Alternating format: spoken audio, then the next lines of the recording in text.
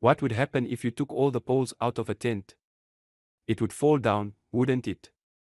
So what do you think would happen if you took all the bones out of your body? From our heads to our toes, bones are what support our bodies and give them their shape. Bones protect the most important parts of our bodies. The skull protects the brain and eyes. The ribs protect the heart, lungs, liver, and spleen. Bones must be in good health to do their jobs properly. Healthy bones are strong and light. Unhealthy bones are thin and easily broken. They also take longer to heal if they are damaged. To keep our bones healthy, we need a lot of calcium. Calcium is a mineral that is found in foods such as milk, cheese, and green vegetables.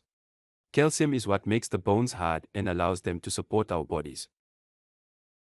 There are 206 bones in the human body. Some of them are big and some of them are very small. The largest bone in your body is called the femur. This bone is found in your leg, between your hip and your knee.